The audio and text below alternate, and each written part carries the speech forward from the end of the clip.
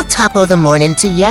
I'm Liam the Leprechaun, and I've got a wee secret to share. ZJZDesigns.com has just unveiled their brand new St. Patrick's Day apparel. Featuring yours truly, of course. From cheeky tees to lucky prints, these designs are brimming with charm and plenty of gold. Whether you're heading to a parade or just feeling the Irish spirit, you look grand in these threads. So what are you waiting for? Skip the rainbow and head straight to ZJZDesigns.com. You'll find the pot of gold in your cart. No magic required. ZJZDesigns.com, where style is always in season. What's up, Ever Players? The sun is finally coming out, and you know what that means. It's time to get off the couch and back on the field for the spring 2026 season. We have a massive lineup this spring, but the clock is ticking. Registration for all spring leagues ends February 18th. Let's break down your week, starting with Monday night. On Mondays, we're coming in hot with indoor volleyball at Tri-City, softball at TS Martin Park, turf soccer at Recreation Athletics, and pickleball at the Casey Pickleball Complex. For Tuesdays, you can catch us playing Super Rec kickball at Spires, sand volleyball at Pollywogs, more indoor volleyball at Tri-City, or bowling at Lucky Strike in Casey. Midweek is huge. On Wednesdays, we've got kickball at Spires, hardball softball at Pacific Park, cornhole at Jay's Corner, and soccer at B Avenue and Bray Park. On Thursdays, we keep it rolling with kickball at Spires and sand volleyball at Pollywogs. Then we wrap up the week on Sundays with softball at TS Martin Park. Now, if your early spring is already full, don't sweat it.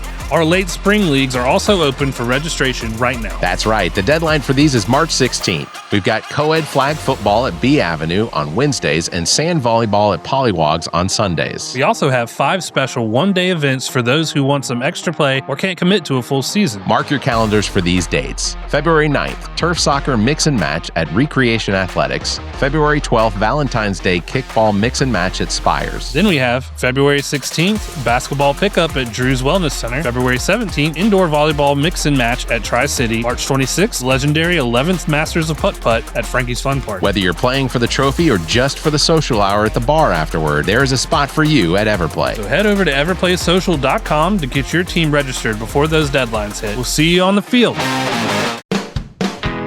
All right, welcome everyone to the All About Nothing podcast kind of daily show. I am Barrett Gruber, host of the All About Nothing podcast with Zach King. You can find me across all of social media at Barrett Gruber. With me is the host of the podcast Black, White, and Blue in the South with Dr. Jameel Brooks. It's Bill Kimler. You can find him across all of social media at Political Bill SC. If you want to participate in the show, you can chat with us on YouTube, Twitch, or Facebook. You can find links at the top of our webpage, theallaboutnothing.com. Please follow and subscribe wherever you are hearing us. Let's get started. Bill, how are you? You survived the snow blizzard of 2026 ice. No, you're storm. Speaking to the ghost of Bill, actually. This is not really me. My corporeal form was covered in ice as a branch fell on me while I was outside. So, yeah, it was terrible. I'll tell you what, I have about 13 generators. If anybody wants to buy some, now we literally bought a new generator because we didn't have one. Really? And we actually got one delivered to our house Saturday morning just before the storm hit. Filled it with gas, filled it with oil, did all the safety checks, started it up. It ran fine, turned it off, and waited for the worst that never happened. So now I have a generator full of gas that'll never get used, at least not this year. Because we're not going to get another one of these storms with power outages. No. So now I have to figure out how to empty the tank because you can't leave gas sitting in your generator, apparently. You've got to decommission it and do it properly. And right. I don't know. Yeah. No, and what you have to do to yours, I have to do the same to mine because I also prepped my generator. Now, my generator is not huge. It's not one of these industrial size ones that you attach to your house and can run the house with the power that comes out of it. I can operate both of my refrigerators and freezers or whatever. I'm about to attach mine to a go-kart, take it for a spin. That's what I want to do. You know what? I wonder if it would be better just to run the thing out. Like just go ahead. That's what they say you got to do. You got to let it run. Let it run. Fucker's loud too. Boy, oh yeah. They don't make quiet generators. Yeah, they do. Honda has a really nice, really quiet generator. Like my brother does a pipe. He's in one of the pipe bands, the marching Scottish pipe bands for Highland Games and things like that. And some of the band members have these really quiet Honda generators that make virtually no noise. I mean, I say virtually no noise. Big, virtually is taking a lot of the weight on that. But relative to what mine has. All right, I'm tuning out. I did not come onto this show for generator talk, buddy. We've already crossed well past the point of interest on that topic. Let me give Honda generators. Let me give Honda generators a little plug bell. Put it in the comments there if you agree with me that I cut that just in time, if not late. Yeah, fair enough. Barrett, to be honest, I'm in a pissy mood. It has been a rough weekend. Yeah. I'm going to share something with you. I have not had any alcohol this year. I've decided to cut back. New Year's resolution, and again, I didn't drink a lot because I only have one kidney to begin with. Sure. But I would have a glass of wine here, a Mike's Hard Lemonade there, and I decided I'm going to cut it out entirely. Buddy, I'm cracking this out today. Oh yeah. This is today. I don't blame you. If you already checked out the episode of the All About Nothing podcast, Zach and I did, we recorded yesterday on the heels of what is the second now murder of an American citizen by the federal government, and a street level execution of Alex Pretti, individual. For you, buddy. Yeah. I real quick, I want to make a couple corrections on the episode. I called him Pretti throughout most of the episode. It is Peretti is the name, Pretti. I also claimed that similar to some of the reporting early Sunday that Alex Pretti was shot 10 times, but it sounds like it may have only been 9 times. Also, I announced that some of the shots may have actually come from his pistol that was taken off of him. That also may not be the case, as it was reported as such on Sunday. Well, let's talk about that one. I'll let you get it. You have more corrections? I'm sorry. I want to talk about that shooting himself part. I'm not going to retract the statement about ICE baiting parents with children. I know that one's happening. There's nothing to retract there. So there was a comment made. The whole actions obviously piss you off. Everything about it pisses you off. But I think what's most disappointing to me is that you had an execution captured on 10 video cameras from 100 angles, clear as day, and still the asshole parade or the asshole brigade stands up and bends over backwards to make excuses for that execution. How many times have you had to see, well, he shouldn't have been there? Right? Oh, multiple. I mean, it's countless. Let's just make this clear. That was his goddamn city. It was his neighborhood. The ICE executioner, the Homeland Security personnel, they're the ones that should not have been there. If they had been home with a real job, then Alex Pretti would still be alive today, right? That's the truth of the statement. Now, about that gun, that was the worst of it. I mean, that came from an article, and I forget the source of that article, but it was one of those that was really trying to bend backwards to say that the model of gun, the make that he had, was known for firing accidentally, and so they were hypothesizing that the first shot was him shooting himself, and then the other shots followed as the officers panicked when they heard gunfire. So again, this is a pattern that you see in domestic abuse, where look what you made me do, right? Yep. As a man is pounding upon the poor woman, look what you burnt the pot roast. Look what you made me do. If you hadn't had gone to dinner with that gang, then I wouldn't be this mad. Look what you made me do. It is that same mentality that is sick, disgusting, and has no place here in the year 2026. But unfortunately, we have not evolved as much as I had hoped we would have by this point. Yeah, and the amount of bootlicking that I have seen is just unbelievable when it comes to, and it was today. I think I saw on Alex, what's the fucking senator? He looks like a badger from Texas. Left the state. Corwin? No, the other one. Cruz. Ted Cruz. Oh, Cruz. First of all, I didn't know Ted Cruz had a podcast. I feel like a lesser human being now. Being at the same level as Ted Cruz. I almost don't care what Ted Cruz had to say, because there is no senator with a more disgusting statement than our own Lindsey Graham had. What Lindsey Graham had to say was the worst of them all. The absolute worst. And he is a man whose heart and soul is as dark as can be.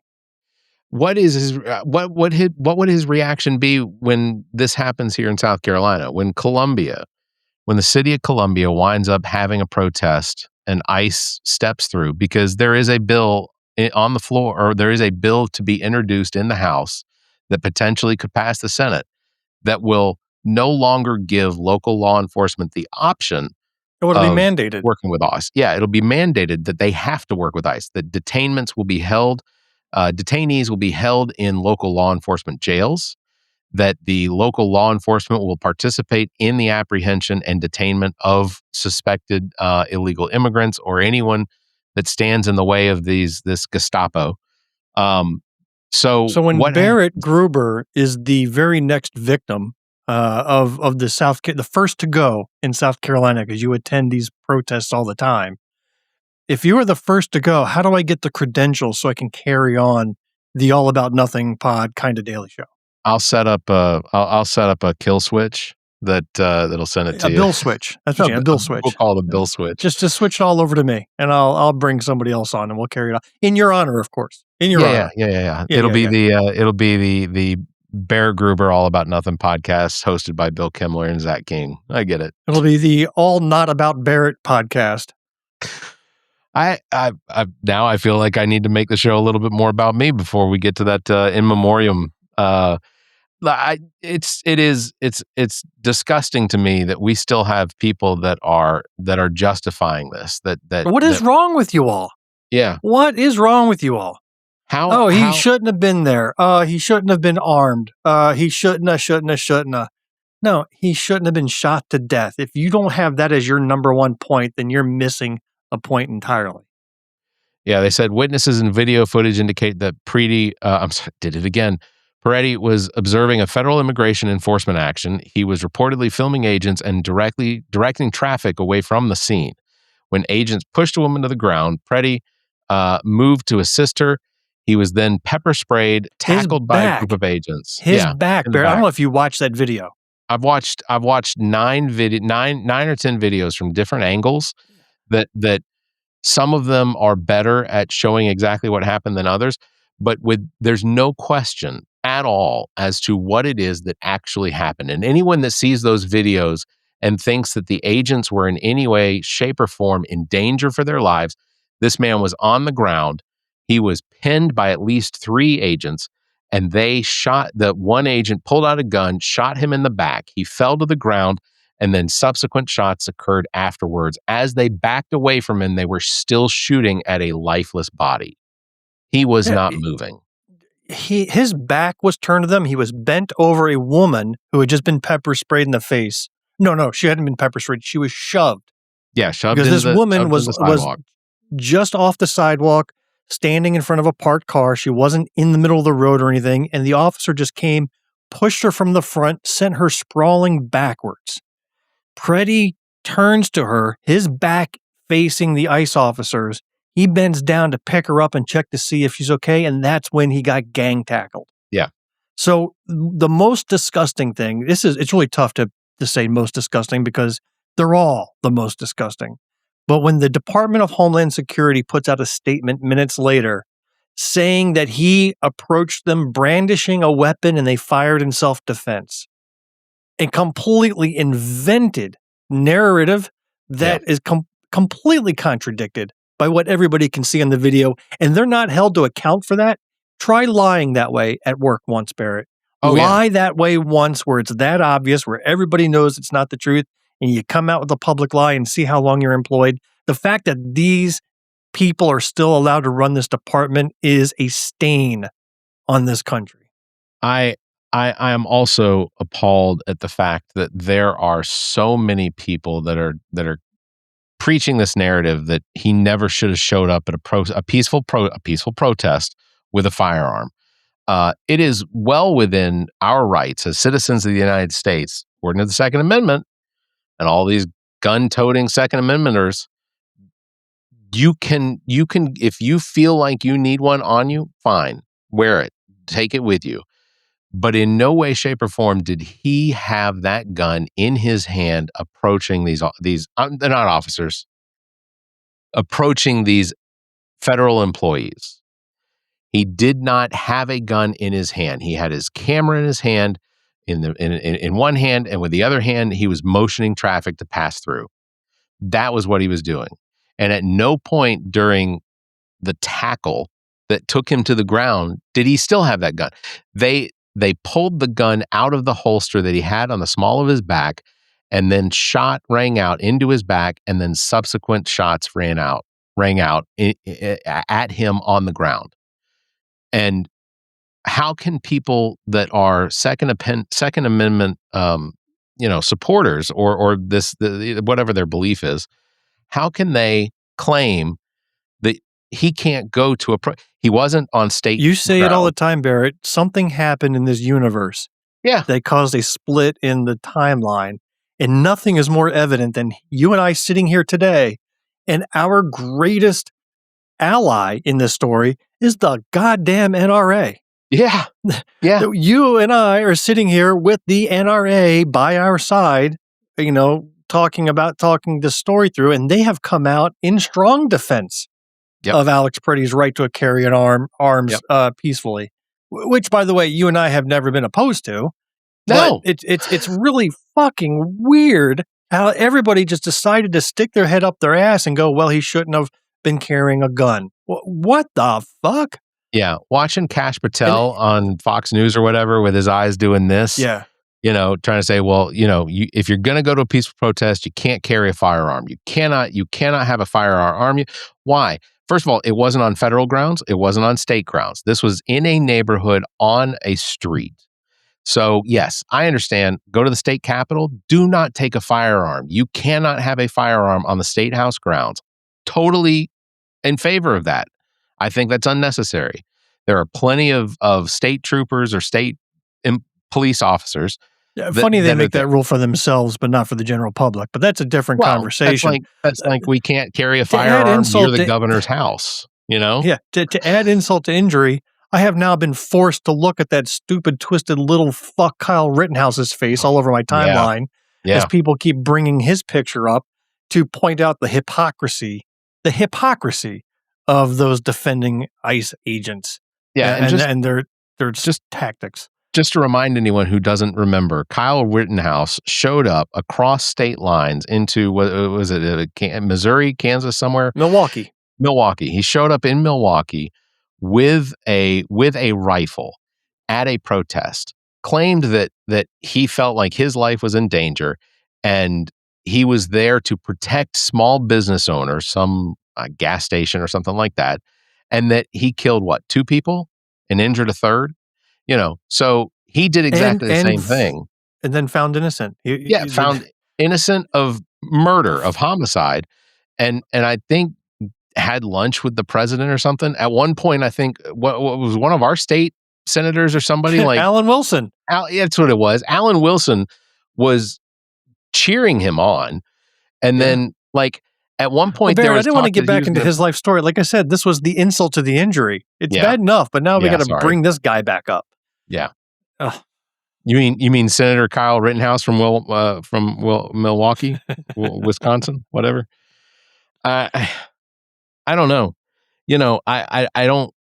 I told Zach I genuinely have a fear. So Pam Bondi came out this morning and said that they will pull the ICE troops back if Governor Walz gives the president or gives the Department of Justice access to the voter rolls from Wisconsin. Fucktards. You have access to it. You just have to buy it like the rest of us.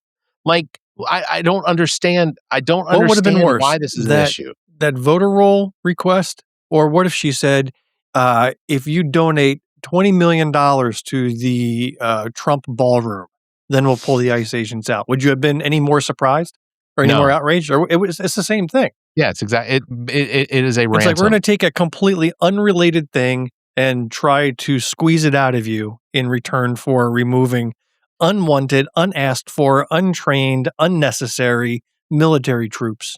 Yeah, parading in the streets, cosplaying in the streets. Yeah, they are literally holding Minneapolis and the state of Minnesota hostage in order to get something that they want. And again, they can order it. They can get it on a DVD or sent to them with direct access to the voter rolls of both Democrats and Republicans. It's the same thing candidates do all over the country when they're trying to get in touch with their potential voters. It's the exact same thing. I don't understand. So Pam Bondi issues that statement. Trump has a phone call with Walz, Trump made it sound like it was very good. We were on the same page with a lot of stuff. And then what's the neo-Nazi guy that's running around in the long oil coat and whatnot he apparently I saw statements come out this afternoon saying that Greg Bovino. He apparently is going to be pulled out of He's Minneapolis. Out of there. I suspect that he is going to wind up taking the fall, and rightfully he should. He's the one that has had There's video of him literally pulling pins on flash grenades and throwing them at a crowd. I mean, he's involved on the front lines to look like tough guy, and I think Trump is doing his best to smooth things over. Like that post that he did about Governor Walz was the exact opposite of what he's been ranting about over the last 5 days. Yep. So now I think he's realizing how fucked up everything is, and maybe he's trying to backtrack a little bit. But to me, nothing is going to be enough unless every one of those damn agents are out of there. Well, and disbar the entire group. Disbar and get rid of ICE. And now they're in completely. Maine, right? He's got them deployed in Maine. Like, for what? We have this issue on the southern border, and he's in Minneapolis, he's in Chicago, he's in Maine. What the fuck? Yeah. How justify that for me? How is it that we have Not agents in Florida, in places? Yeah. Not in Texas. Right. Texas and Florida and California are the 2-3 spots where most of the illicit drugs come into the country. These are the spots where you're going to get the most people crossing into the United States illegally. I mean, the Haitian population came in illegally over decades. The Cubans came here illegally. And you have an extremely large Cuban population. Some of them have been here since the 60s that have never registered with the United States. They have been living here illegal, and Trump knows this. And he doesn't send them to Florida. Why? Because of DeSantis, because of Rubio. Like, I don't get it. California has one of the highest populations of illegal immigrants in the United States. And it is... Well, no, he did terrorize the black people in LA for a couple of months. Yeah, he absolutely did. But like, there was a statistic that showed that in 2012, Barack Obama had 490,000 illegal immigrants deported. In 2025, Donald Trump had 230 or something, 230,000. It's the tactics, okay? I am all for legal immigration. I am all for keeping murderers and rapists and things like that out of our country. I 100% believe it. But if they're in this country, you have to go through the process. There has to be a due process in investigating. Yeah, but that's the way their argument works. It's like you criticize them when they decide to arrest and detain Native Americans. And then their response is, well, you must be for illegal rapists running around our country. Right. It's insane. Why are you leaping all the way there? Because that's the only argument they have. Because when they're faced with reality, they go to the extreme, and they make the assumption that you're okay with illegal. I'm okay with immigrants being here in the United States, illegal or not. If we had better immigration policies, if we had a system that was set up better to take in immigrants from other countries, then I think they would just try and find an excuse as to why that's too far. We have to be more secluded about who, it's just like the shootings. I mean, you got two videos of Renee Good and Alex Pretti, and, she shouldn't have driven her car. He shouldn't have been carrying a weapon. What's going to be the third victim's excuse, right? Or how are they going to blame the third victim? Oh, he It's shouldn't coming. have given them the dirty look, right? Yeah. What are they going to say? It's coming. There are going to be more there are going to be more executions of people in the United States. And by the brutality federal is government. not going to squash this. No. You know, we are now in the 250th year of the American Revolution, Yeah. where the same goddamn thing was happening. An oppressive government that was using a military force to oppress the nation, and the people rose up. You think that's not going to happen again in this country? People will rise up. Keep pushing and find out. I am still afraid that let's say ICE doesn't get their funding, and there is a downsizing of what is the Department of Homeland Security's Border Patrol and ICE, Immigration and Customs Enforcement. How many of these people are actually going to back down at this point? That aren't going to feel emboldened from their work over the last 8 months and feel like, well, I know I'm not getting paid for it, but I'm still going to get these illegals out of this country. I'm still going to detain them. The worst is let's say that it is all disbanded. You got all these yahoos who are now armed. You think they're going to turn in their weapons? You think there's going to be an orderly check-in process? Nope. You now have heavily armed thugs running around. They've unleashed what is a Gestapo type, and ultimately taking them off of the payroll is just going to embolden them more. Like, they'll also have their issues with the federal government too. Now, what should happen is that all of these detention centers should be emptied out, and everybody who signed up for ICE should be put right in. Yeah. Like there should be a swap. Yeah. Just corral them all and let them stew in there for a year. You want prisons to actually have give them the same treatment, that those detainees are getting today.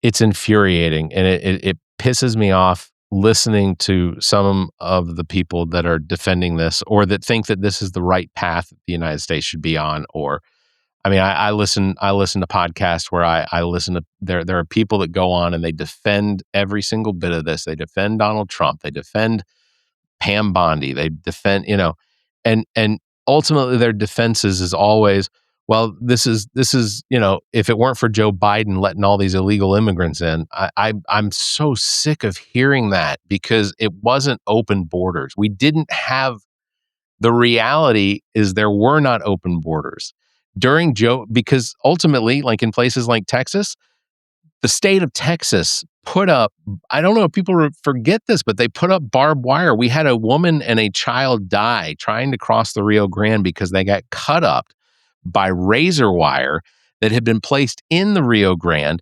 purposely to stop people from coming across. It didn't stop them. They still tried, because I'm at a loss. Why? How did we become lost?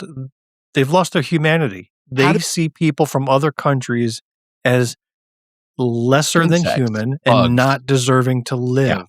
Yeah. Oh, so sorry you died on barbed wire. Maybe you shouldn't have tried coming in our country. And again, let's go and blame the victim for the death. Exactly. So my guess is that Minneapolis is, even if they pull Bonzino out, is still going to continue to be a hotbed of activity until they actually pull all the ice out. Pull out who? All of the ice? No, what's his name, did you say? Bonsai? No. Bonzino? Bonzino? Bevino, whatever. I was like, what the hell? Is he pulling out bonsais? Like, what is he talking about? He doesn't deserve any of my respect. I don't care. True. But I'm concerned that the next state is potentially going to be Maine. Like, we're going to all I can say is that with Minnesota, this is the worst episode of Fargo I have ever seen. This is a terrible, terrible season. I usually love that show, but this one is awful. There's just nothing to enjoy about this season. I keep going back to the season that Billy Bob Thornton was in, and just how great a character he was in that season of Fargo. Was it a season, or was that the movie itself? Like, trying to remember. I think maybe it was a season. Yeah, it was like season 2 or something like that. But he was so good. I like the season that Chris Rock was in. Oh he yeah, played a lead gangster. Love that. But that season, that series Yeah. is just fantastic. Yeah, it is. It absolutely is. I think there's another season coming. I think maybe I I'm hope wrong. so. Yeah. So I guess the only I don't want to tell people. Ultimately, I think a lot of this has to do with putting more fear into people so they don't go out and protest. And it feels like because here in Columbia, I think there were 300 or 400 people that showed up at the ICE protest on Sunday, even though it was frozen mist, like the trees were starting to droop from the ice. But there were still 200 or 300 people that showed up to protest ICE. Now, I said it on the podcast. The city of Columbia currently does not have an agreement with the Immigration and Customs Enforcement, which means that there isn't really an ICE presence there. On the outskirts of Richland County, maybe a little bit. You get up towards Irmo, but Lexington County is really the one where we're seeing Sheriff Kuhn working or having ICE working with his deputies, and detainees are being held in Lexington County's jail. And then ultimately, I can't even find the statistic because I called Lexington County Sheriff's Department and asked how many people are currently being detained by Lexington County in association with ICE immigration. And there was no one that could provide that number. And I'm thinking it's because it's zero. I think that they're doing the same thing here in Lexington County that they are doing across the country, where they will detain people without cause, find out that they are citizens, and then releasing them, telling them to stay out of trouble. I think I am making a lot of assumptions on that, but I absolutely believe that the same thing is going on here. That is going, the number, if they have really deported 230,000 people last year, show us what crimes these people committed in the United States other than just that's the crime right there. Just being in the United that is States. the crime. That's the only crime. They exist. That's the crime.